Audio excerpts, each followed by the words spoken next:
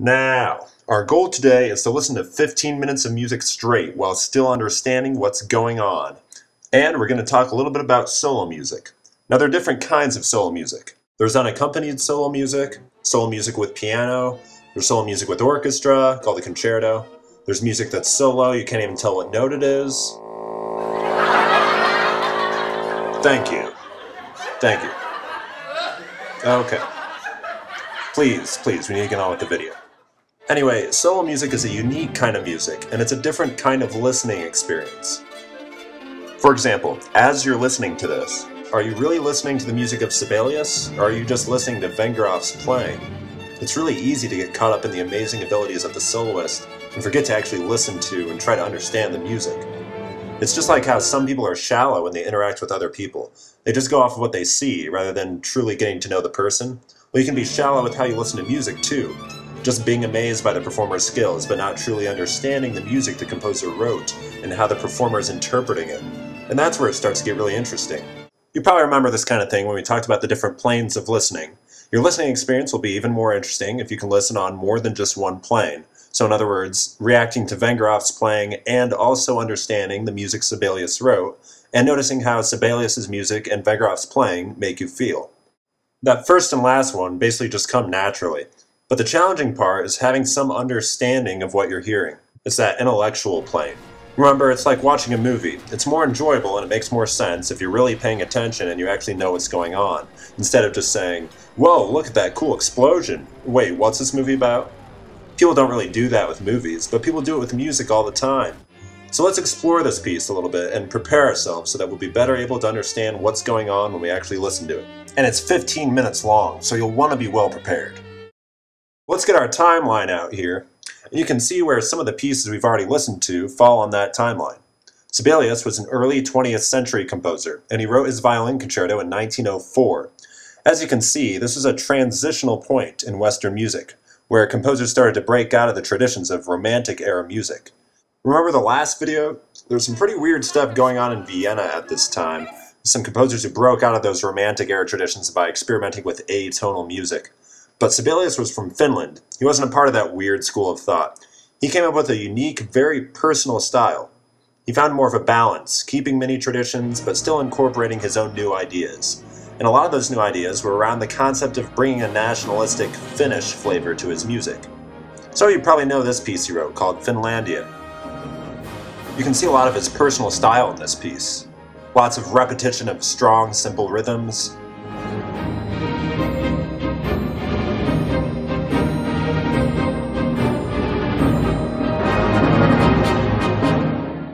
And dramatic contrasts of different colors of sound. So the piece starts like this. And then it transitions from that really dark section to this really celebratory section.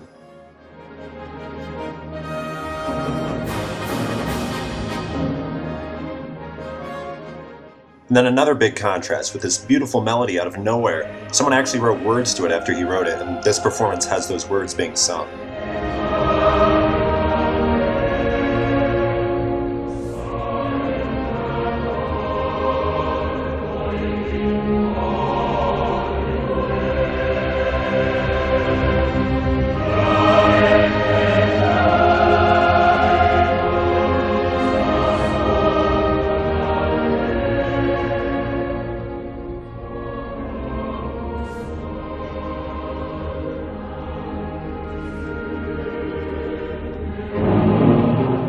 Lots of contrasts. He also likes to add sudden contrast with dynamics.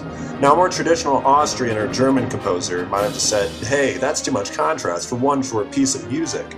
And Sibelius would have just said, "I don't care, I'm from Finland." Yeah, I'm Sibelius. I'm just gonna kind of make up my own form. So we'll start with some really dark sounds from the low brass, and then maybe have a triumphant section. Then we'll just go ahead and throw in this beautiful melody that I came up with once. So that was basically his thought process. Now let's take a look at how his personal style comes through in his violin concerto. First of all, in order to understand how his concerto is unique, we need to understand how concertos normally sound. So let's go back to Mozart, since he was one of the first to set the traditions for writing a violin concerto. One of those strong traditions is having a first movement in sonata form. You remember sonata form, right? You got your first and second theme in the exposition, and then you hear parts of those themes get developed in the development section, and then you hear those themes again in the recapitulation, usually in a slightly altered version. Same idea here, except in a concerto, the tradition is to have a double exposition. So first the orchestra introduces the exposition without the soloist, and then the soloist enters and plays the exposition with the orchestra accompanying in the background. Then you get to the development section, and another tradition is to give the soloist a cadenza at the end of the development section to lead into the recapitulation. This is where the soloist plays without the orchestra, just developing ideas independently. And another tradition is to give the soloist only a melodic role, like a singer. So whenever the soloist is playing, everyone else shuts up and plays soft background music.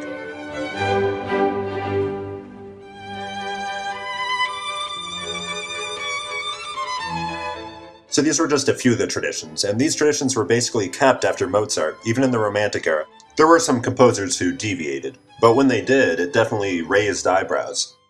Well, let's see whether Sibelius followed these traditions. Here's the beginning, and let's see if it sounds normal, like our traditional sonata form.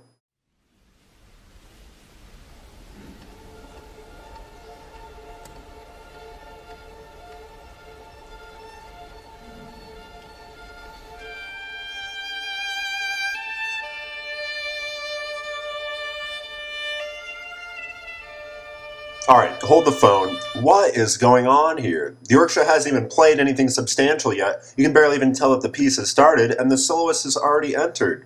Where's the introduction? Where's the double exposition? This is a disaster. And not only that, the soloist's first note is a dissonant note. The orchestra is playing Fs and As, and then the soloist comes in on a note in between those two, a G.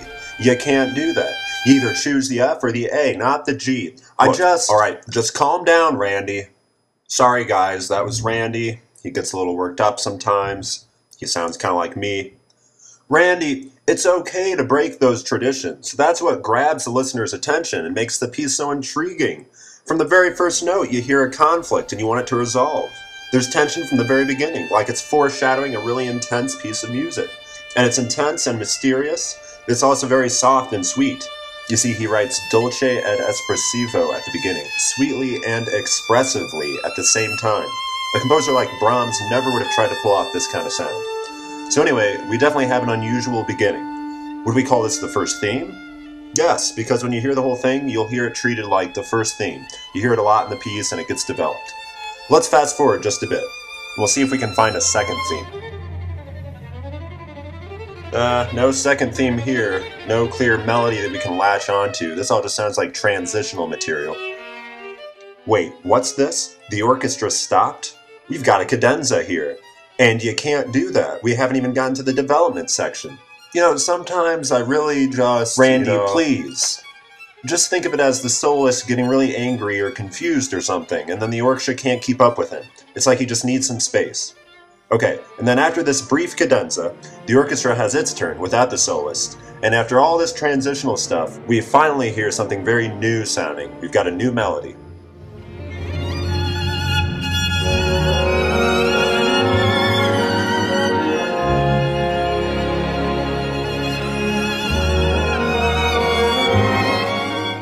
So, what would we call this? The second theme. This one sounds more longing and passionate, not mysterious like the first theme. It's like the soloist was really conflicted in the beginning, and then he used the cadenza to try to sort things out, and then in the second theme, he comes clean and expresses his true feelings. So then what happens? What's this? It's like he's not okay with those feelings. It's like he's angry now, and the orchestra has to take over for him. Now this stuff also sounds completely new. It's not the mysterious first theme or the passionate second theme, and it doesn't sound like a closing theme. So we've got a third theme on our hands. Yeah, well, I'll show you a third theme. Hey, come on, sick Randy, tell me how to do my job. Get off me. Hey, just calm down. It's okay to mix things up once in a while and have 3 themes instead of 2. You just have to keep track of them. So after the third theme, we should be expecting the development section, where we hear fragments from the themes and they get developed and expanded on.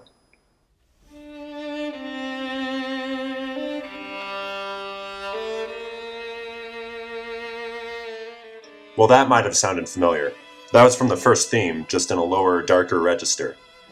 Now Randy's in timeout, but he probably thinks this part is weird because the orchestra isn't playing here, so this is a development section that's also a cadenza at the same time. But why not? A cadenza is basically a small development section, and the exposition was pretty long. After this cadenza, we hear this.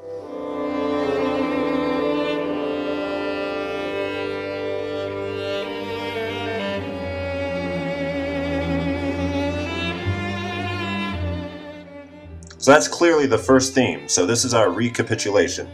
Now you might be having trouble recognizing the first theme. That's why it's really important that you listen carefully at the beginning to really get those themes in your ear.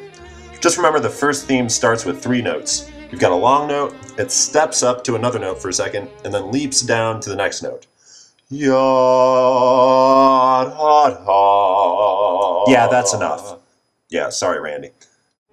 So yeah, we'll hear all 3 themes again in the recapitulation in slightly altered form, and then it ends with a coda section, which happens to be really hard to play.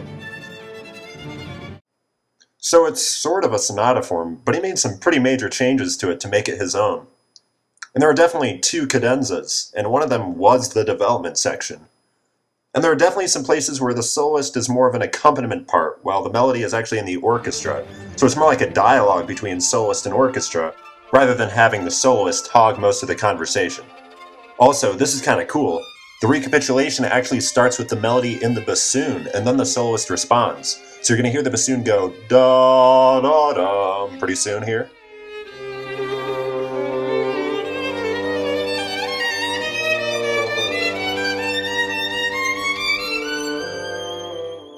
And then the soloist gets layered in.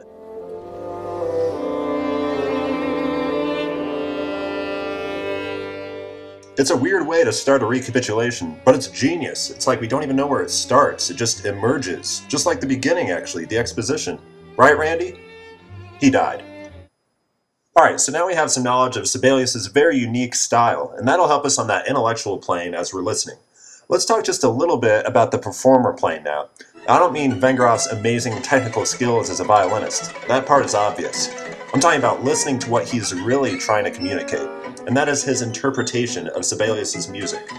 When Vengeroff plays, just like when any decent soloist plays, he's not focusing on technical things like what part of the bow he's using, what left-hand finger pattern to use, which notes are sharp or flat or natural.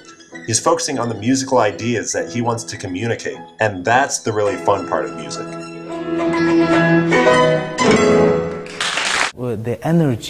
The energies are so different. There's so many wonderful moods. It's like accumulating this incredible energy all this time, and then suddenly it explodes, yeah?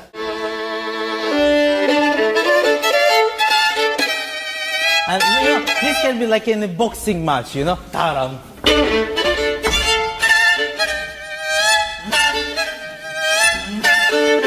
This, you know, must be like ta-dam, ta-dam.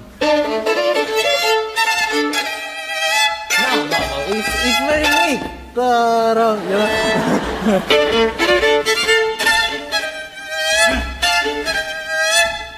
Yeah?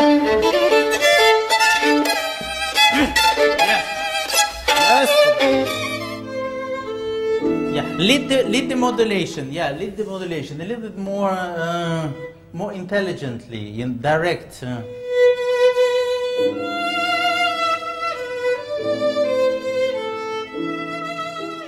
Now obviously he needs all those technical tools in order to communicate those ideas, but he's basically mastered them. He doesn't have to think about them except maybe subconsciously.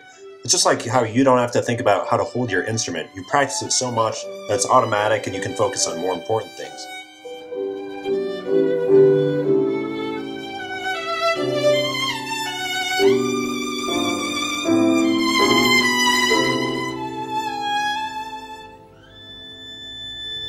Moment of truth, you know, when everything stops still. Yeah, and it's like, you know, this moment, where does it go from here? Right.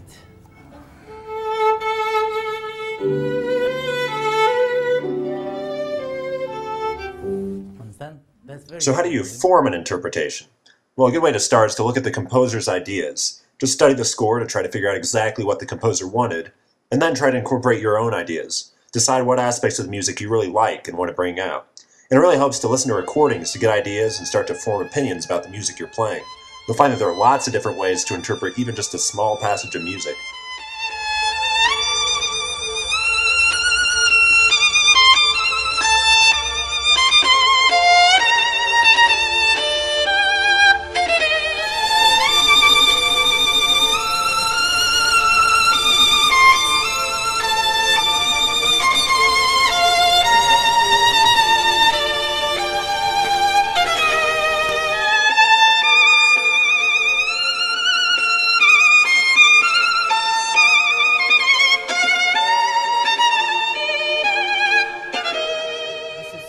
In my opinion, this is after this beginning, when you show yourself that your musicianship, you know, and that you are able to come above the violin and be not just a violinist, but also become a painter, because here you have to be here. And all of a sudden you start being heroic, which is unnecessary.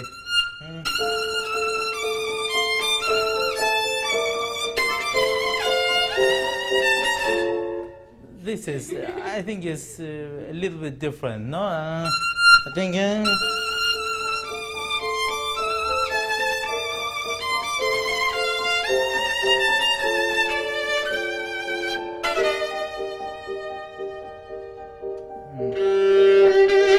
This is already should give you chills, huh? You see the color? It's a special color. You see, all these different. So the beginning. It's too fast for me. Yeah, a little too fast. Yeah.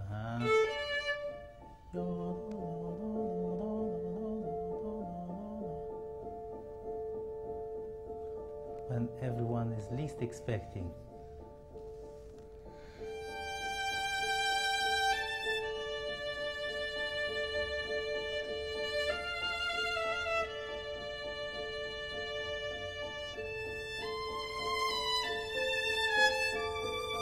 This is beauty.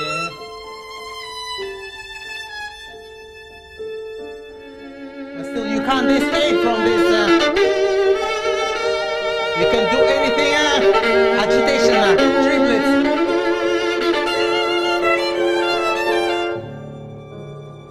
Different color. Not like in romantic music.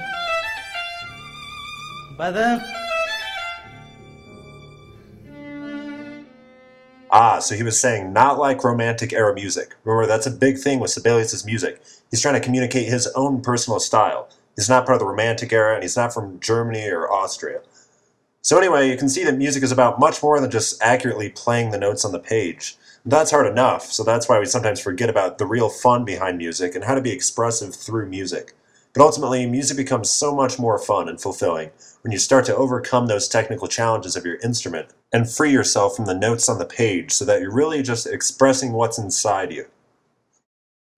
Well, now I think we're well prepared to listen to this performance of the first movement of the Sibelius Violin Concerto in these three ways.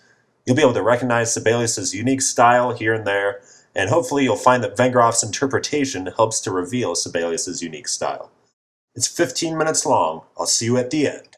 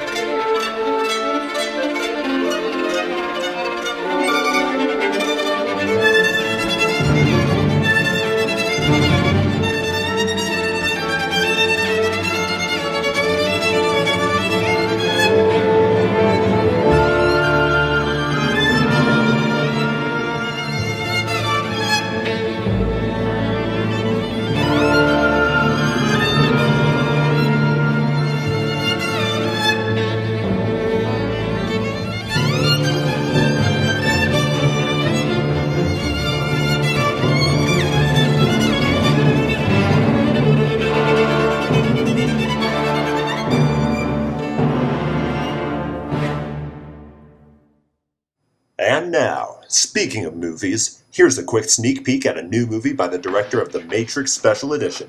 You thought that one was good? Well, take a look at this.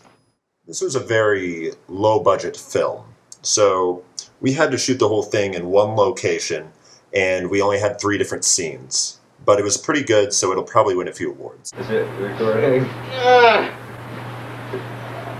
Is it recording? This is gonna make a really stupid movie. Is this in a movie? Stupid. It's recording? This is retarded. You're ruining it. Who made this stupid movie? You're ruining the moment. Why are we recording this? We're never gonna watch this ever again. No, stop it. Stop the movie. We need a scene change. I know. Alright, let's do it over there. I'll go.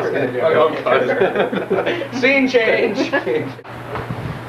Oh, jeez. Ouch. Is it recording again? This is stupid. You're wasting everything. You're gonna run out. I'm gonna run out of everything. We're trying to make a Get off of me. Get off of me. Wait, stop. What's that over there? Your wig. What's that over there? Whoa. This is a climax. Get off of me. It's a fan. Who's that man? It's a fan. Chopin. Wait, it's Chopin. Now turn the movie up again. Hold on. We need a scene change. Scene change. Scene change. Go change. We're in a cafe, as you can hear. Oh. I've got a trick for you guys. Hello, John. Hey, you guys, listen to this bread. Yeah. I've got a good bread for you. John, I right? think we need to talk. Oh. Johnny, I think we need to talk. About what? I think you guys need to talk.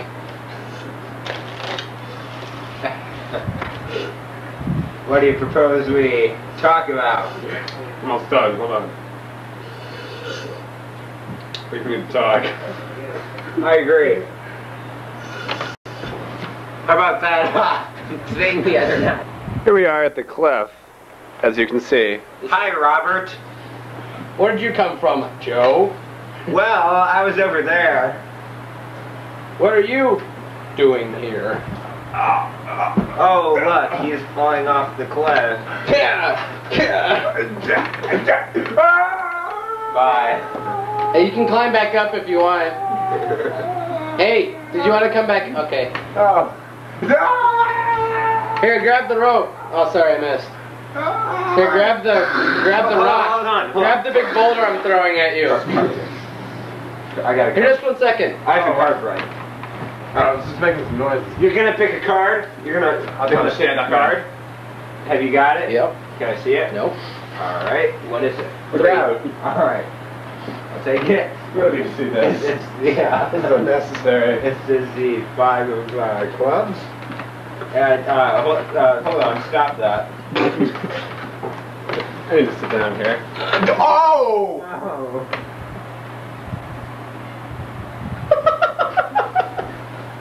Hey, turn it off. That was the end. Good